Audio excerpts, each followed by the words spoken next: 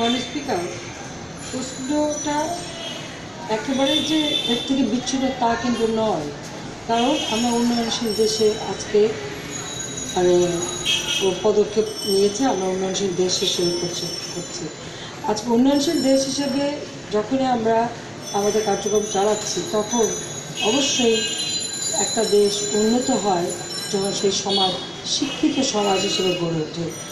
শিক্ষাই হচ্ছে দারিদ্র্য বিমোচনের সবথেকে মূল হাতিয়ার বলে আমি বিশ্বাস করি। তাই শিক্ষার উপর সবসময় গুরুত্ব দিয়েছি এবং যে সরকারি বেসরকারি ব্যাপকভাবে বিশ্ববিদ্যালয় গড়ে তোলা, কলেজ গড়ে তোলা, বহুমুখী বিশ্ববিদ্যালয় করা, বহুমুখী ট্রেনিং যাতে আমাদের ছেলেমেয়েরা পায়, শিক্ষা পায়, যাতে তাদের কর্মক্ষেত্রটা প্রসারিত হয় দেশে বিদেশে, সে ধরনের পদক্ষেপ আমরা নিয়েছি। বড় বড় জেলাগুলিতে ইতিমধ্যে সরকারিভাবে সরকারি উদ্যোগে বিশ্ববিদ্যালয় তৈরি হয়েছে, সেরা ছেলেমেয়েরা লেখাপড়ার সুযোগ পাচ্ছে এবং শিক্ষার ক্ষেত্রে যা যা দরকার আমরা করে যাচ্ছি। শিক্ষা সহায়তা ট্রাস্ট ফান্ড করে উচ্চশিক্ষায় যাতে আমাদের ছেলেমেয়েরা সহযোগিতা পায়, এই বৃত্তি পায়, তার ব্যবস্থা আমরা করে দিচ্ছি।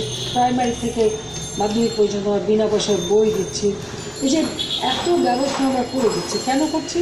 আমাদের ছেলেমেয়েরা লেখাপড়া শিখবে, মানুষের মতো মানুষ হবে, উপযুক্ত নাগরিক হবে, দেশ পরিচয় করবে। কারণ এরা আমাদের ভবিষ্যৎ বংশধর, এরাই তো এই রাষ্ট্রের কর্ণধার হবে, এরাই দেশকে পরিচালনা করবে। মাননীয় স্পিকার, খুব দুঃখ লাগে যখন দেখলাম যে হঠাৎ কোটা চাই না, কোটা সংস্কার করে আন্দোলন। এই আন্দোলনটা কি? সমস্ত লেখাপড়া বন্ধ করে দিয়ে রাস্তায় বসে থাকা, রাস্তা চলাচল বন্ধ করা, এমনকি হাসপাতালে রুগী যেতে পারছে না, কর্মস্থলে মানুষ যেতে পারছে না, লেখাপড়া বন্ধ, পরীক্ষা বন্ধ, সব বন্ধ করে বসে দিয়ে গেছে। এই যে ঘটনাটা, এবং এটা বোঝানোর জন্য সমস্ত জায়গায় ছড়িয়ে পড়লো। ডিজিটাল বাংলাদেশ আমি গড়ে তুলেছিলাম। আজকে ইন্টারনেট, ফেসবুক বা ইউটিউব যাই ব্যবহার হচ্ছে, সেগুলি তো আমাদেরই করা। বাংলাদেশকে আধুনিক প্রযুক্তির শিক্ষা দেবো, সেই শিক্ষা দিয়েছিলাম, কিন্তু সেই শিক্ষা গঠনমূলক কাজে ব্যবহার না হয়ে এখন সেটা ব্যবহার হচ্ছে কি? সেটা গুজব ছড়ানোর একটা হাতিয়ার হিসেবে ব্যবহার হচ্ছে। একটা ছেলে মাথা আঘাত করেছে, হঠাৎ একজন তার ফেসবুকে স্ট্যাটাস দিয়ে দিল যে সে মারা গেছে, আর সঙ্গে সঙ্গে ছেলে মেয়ে সব বেরিয়ে গেল, এমনকি মেয়েরা। আমি মাননীয় স্পিকার, আমরাও ছাত্র ছিল, দেখি নাই, রাত্রে 1টার সময় হলের গেট ভেঙে মেয়েরা বেরিয়ে পড়েছে রাস্তায়, শুধু একটা গুজবের উপর। সেই ছেলে যখন বলে যে আমি মরি না, আমি বেঁচে আছি, তখন তাদের মুখটা থাকলো তো থাকতে বলে। আর তাহলে এই স্ট্যাটাসটা কে দিলে মিথ্যা গুজব ছড়ানো? এবং এটা কেন দেওয়া হলো? এই যে মেয়েরা বেরিয়ে এসেছে, এরপরে যদি কোনো অঘটন ঘটতো তার দায়িত্ব কে নিত? এটাকে একবার কেউ চিন্তা করেছে? আর সব থেকে ন্যাক্কারজনক ঘটনা হলো ডিসির বাড়িতে আক্রমণ।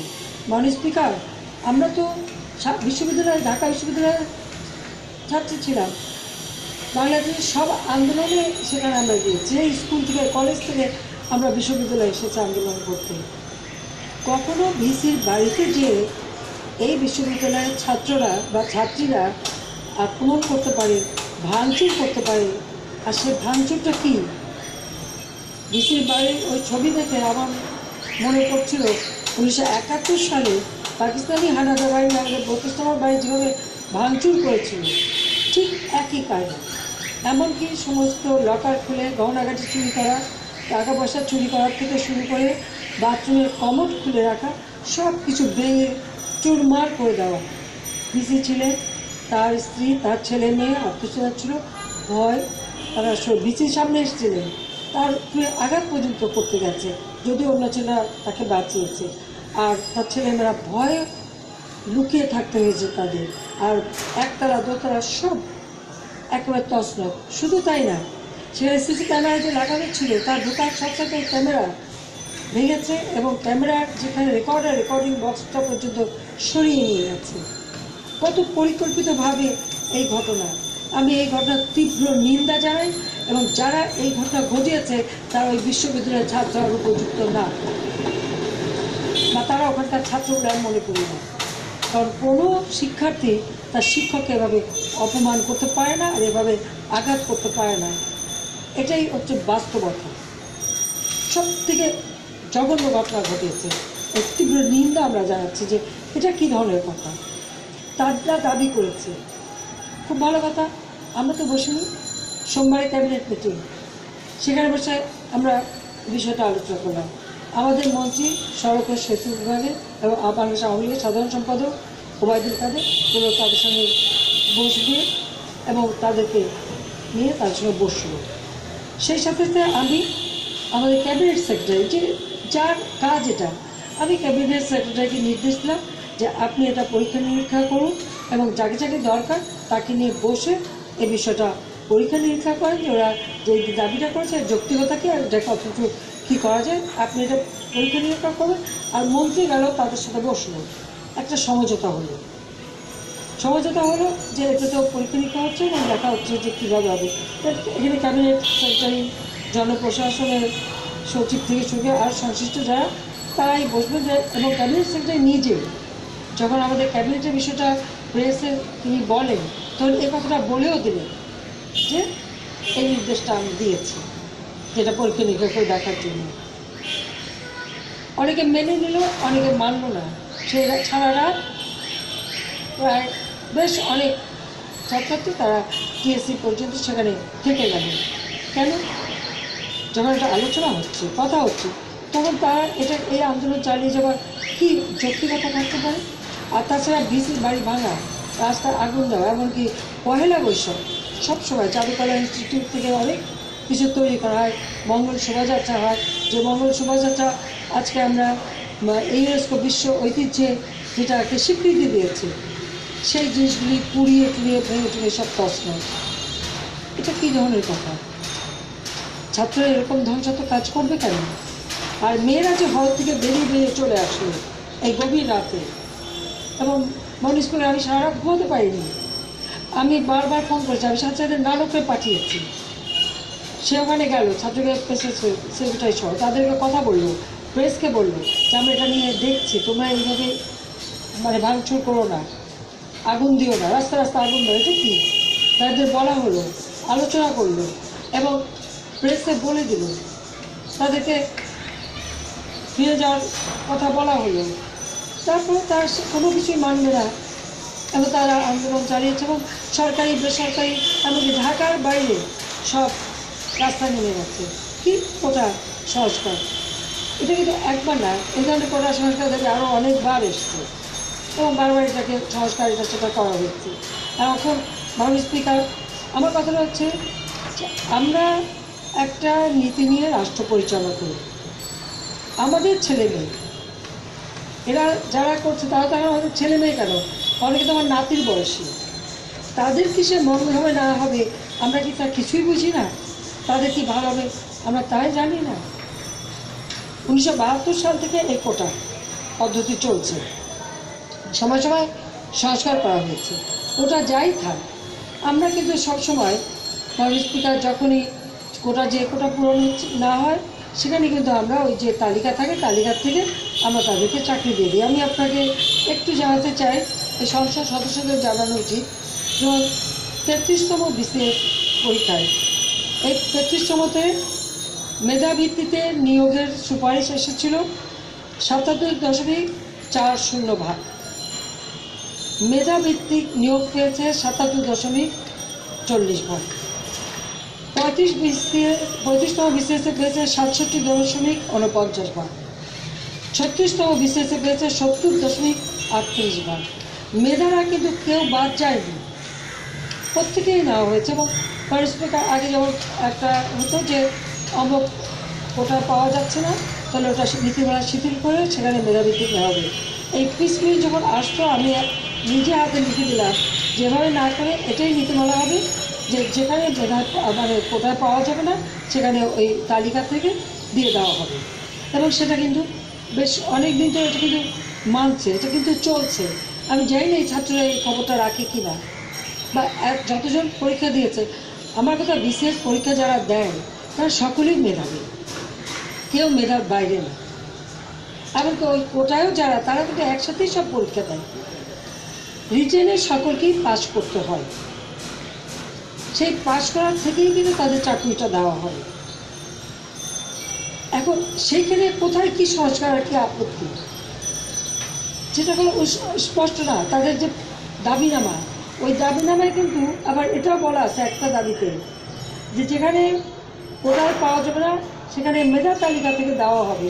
তো ওটা তো বহু আগে থেকে আমরা কার্যকর করেই ফেলেছি, তারা কি এটাও জানে না? এমনকি আমার দুঃখ লাগে যে আমাদের ঢাকা বিশ্ববিদ্যালয়ের কোনো কোনো প্রফেসর বা অন্যান্য শাহজালাল বিশ্ববিদ্যালয় বা অনেক বিশ্ববিদ্যালয়ের প্রফেসর তারাও আমার এই সুরে কথা বলছেন, কিন্তু তারা এটা দেখেনি নাই যে আমরা ইতিমধ্যেই কিন্তু মেধা তালিকায় নিয়োগ দিয়ে যাচ্ছি। নিয়োগ যদি না দিতাম তাহলে ৭৭ ভাগ বা ৭০ ভাগ নিয়োগ কীভাবে পেত তারা? আর যারা কোটায় পাচ্ছে তারাও তো মেধাবী, সেখানে তো মেধা থেকেই দেওয়া হচ্ছে। তো ওর কোটার মধ্যে যাদের মেধাবী, সেই মেধাবী যদি আমি ধরি তাহলে দেখা যায় ১০০ ভাগই মেধাবী পাচ্ছে, তারপরেও আন্দোলন। তো ঠিক আছে, আজকে সকালে আমার কাছে যখন ছাত্রলীগের প্রেসিডেন্ট সেক্রেটারি আসতো যে আমরা 3 দিন ধরে ঘুমাতে পারছি না, এ করতে পারছি না। আর তাছাড়া একটা ব্যাপার, এই চৈত্রের রৌদ্রের মধ্যে এই ছাত্রছাত্রীরা রাস্তায় বসে আছে, এই রৌদ্রে বসে থেকে তো সবগুলিতে অসুখ বিসুখ হবে। তারপরে তার রাস্তা বন্ধ করে রাখছে, এমনি যানজট, আমাদের তীব্র যানজট, রুগী যেতে পারছে না হাসপাতালে, হয়তো গান থেকে মারা যাচ্ছে, কেউ অফিস আদালতে যেতে পারে, কাজকর্ম করতে পারছে সমস্ত জায়গায় এই ধরনের একটা অবস্থা। এবং জেলায় কোটা আছে, কিন্তু জেলায় জেলায় যে ইউনিভার্সিটি সেখানেও তারা রাস্তায় নেমে যাচ্ছে। তো তারা যখন নেমে গেছে, যখন জেলায় যারা তারাও চায় না, যখন এরাও চায় না, কেউই চায় না, কারণ স্পিকার তার মধ্যে বলে দিচ্ছে বলো কোনো কোটাই থাকবে না, কোনো কোটারই দরকার নেই, কোটাটার দরকার নাই। ঠিক আছে, বিসিএস যেভাবে পরীক্ষা হবে মেধার মাধ্যমে সব নিয়োগ হবে, এতে তো আর কারো আপত্তি থাকার কথা না। আমরা কোনো শ্রেণী যেন বঞ্চিত না হয় সেদিকে লক্ষ্য রেখে আমাদের সংবিধানে আছে অনগ্রসর যারা তারা যেন বঞ্চিত না হয় সেদিকে লক্ষ্য রেখে আমাদের যারা ক্ষুদ্র নৃগোষ্ঠী তাদের জন্য একটা কোটা। আমাদের মহিলারা, আগে মহিলাদের কী অবস্থা ছিল? আমি 96 সালে যখন সরকারে এসেছি তখন কি একটা মহিলা সচিব ছিল কোনো সরকারি উচ্চ পদে চাকরি পেত, পুলিশের কোনো পদে চাকরি পেত? একজন মহিলাও কি হাইকোর্টে জজ ছিল? কোথাও কেউ ছিল না স্পিকার। এমনকি আমি আপনাকে বলি পাকিস্তান আমলে জুডিশিয়াল সার্ভিসে মহিলারা ঢুকতে পারবে না, এই আইন ছিল যা স্বাধীনতার পর জাতির পিতা বঙ্গবন্ধু শেখ মুজিবুর রহমান সেই আইন পরিবর্তন করে দেন এবং মেয়েদের ঢোকার সুযোগ করে দেন এবং চাকরিতে মেয়েদের জন্য 10% কোটাও করে দেন এবং নির্যাতিত নারীদের ব্যাপারে তিনি বলেন। এখন দেখে আমার মেয়েরাও নেমে গেছে রাস্তায়, কোটা সংস্কার, কোটা চায় না সংস্কার, বা এটাকে আমি ধরে নেব তারা কোটা চায় না। এবং যখন আলোচনা হয়েছে আমাদের সেতুমন্ত্রী ওয়াজেদ কাদের সাথে, তখন যে মহিলা প্রতিনিধিরা ছিল তারা বলে দিচ্ছে স্পষ্ট তারা কোটা চায় না, তারা মানে পরীক্ষা দিয়ে চলে আসবে। খুব ভালো কথা, আমি তো খুব খুশি, কারণ আমি নারী ক্ষমতায়নে সব থেকে বেশি কাজ করেছি। আজকে সব জায়গায় নারী তাদের অবস্থানটা আছে, প্রত্যেকটি জায়গায় আমি বেছে বেছে দিয়েছি। যখন চায় না তারা দরকারটা কি? তাহলে কোটা পদ্ধতিরই দরকার নেই। আর যারা এরকম মানে প্রতিবন্ধী বা ক্ষুদ্র নির্গোষ্ঠী তাদেরকে আমরা অন্যভাবে চাকরির ব্যবস্থা করে দিতে পারবো, তারাও জয়েন করতে পারবে। কিন্তু এই কোটা নিয়ে এই আন্দোলন আমি ছাত্রদের বলবো যে তাদের আন্দোলন তারা করেছে যথেষ্ট, এখন তারা ক্লাসে ফিরে যায়। আর এই ডিসির বাড়ি কারা ভেঙেছে, লুটপাট কারা হচ্ছে, সে লুটের মাল কোথায় আছে, কার কারা কাছে আছে, ওই ছাত্রদেরকেই তা খুঁজে বের করে দিতে হবে। সেই সাথে সাথে যারা এই ভাঙচুর লুটপাটের সাথে জড়িত তাদের অবশ্যই বিচার হতে হবে। ইতিমধ্যে নিম্ন সংস্থানের দাবি হচ্ছে এটা তদন্ত করে বের করতে হবে এবং সেই ক্ষেত্রে আমি শিক্ষক ছাত্র তাদের সহযোগিতা চাই, কারণ এত বড় অন্যায় আমরা কোনোভাবে মেনে নিতে পারবো না। এখনো আমাদের শিক্ষক যারা এখনো বেঁচে আছে এবং তাদের দেখি আমরা তাদেরকে সম্মান করি, এখনো সম্মান করি। আমি প্রধানমন্ত্রী যাই হোক, যখন আমি শিক্ষকদের কাছে যাই তখন আমি তার ছাত্র, সেইভাবেই তাদের সাথে আচরণ করি। গুরুজনকে অপমান করে শিক্ষা লাভ করা যায় না, সেটা কোনো প্রকৃত শিক্ষা হয় না। ব্যাপারটা ভিন্ন হতে পারে, প্রকৃত শিক্ষা হয় না। প্রত্যেকেই অন্তত স্বাধীনতা বজায় রাখতে হবে, নিয়ম মেনে চলতে হবে, আইন মেনে চলতে হবে। একটা রাষ্ট্র পরিচালনা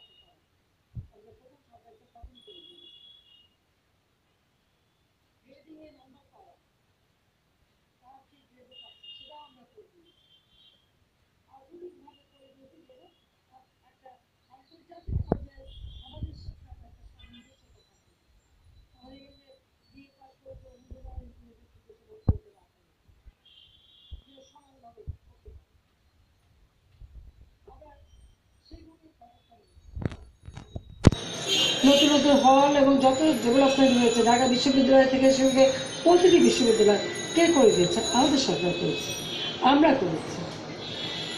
ছাত্রদের জন্য শিক্ষার একটা সুযোগ সৃষ্টি করা সবই করে দিয়েছে। তারপরে তারা আলোচনা হলো, একটা তারিখ নির্দিষ্ট সুনির্দিষ্ট তারিখ দিল, ক্যাবিনেট সেক্রেটারিকে আমি দায়িত্ব দিলাম, তারা সে সময়টা দিল না, একদম বলে মানি না, মানবো না বলে তারা যখন বসে গেল আস্তে আস্তে তারা সব ওর সঙ্গে যুক্ত হলো। তো খুব ভালো কথা, সংস্কার করতে গেলে সংস্কার তো আবার কয়েকদিন পর আবার আরেকজন এসে বলবে আবার সংস্কার চাই। তো কোটা থাকলেই হলো সংস্কার, আর না থাকলে সংস্কারের কোনো ঝামেলাই নাই। কাজে কোটা পদ্ধতি থাকারই দরকার নাই। আর যদি দরকার হয় দেখবেন আমাদের ক্যাবিনেট সেক্রেটারি তো আছে, তাকে তো আমি বলেই দিয়েছি সংশ্লিষ্ট যাদের নিয়ে বসে ওই কমিটি বসে তারা কাজ করবে এবং সেখান থেকে তারা দেখবে।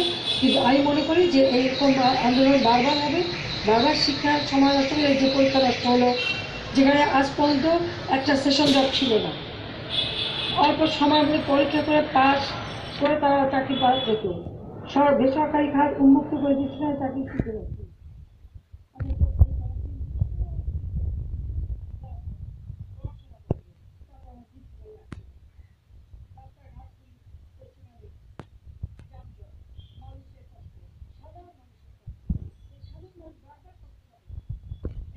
কষ্ট বন্ধ করার জন্য আর বারবারই আন্দোলন ঝামেলা পাচ্ছিল সেটা করতে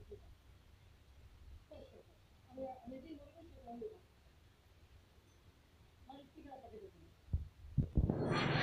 ধন্যবাদ মাননীয় প্রধানমন্ত্রী, মাননীয় সদস্যবৃন্দ। মাননীয় প্রধানমন্ত্রীর জন্য নির্ধারিত প্রশ্নকাল আজকের মতো এখানেই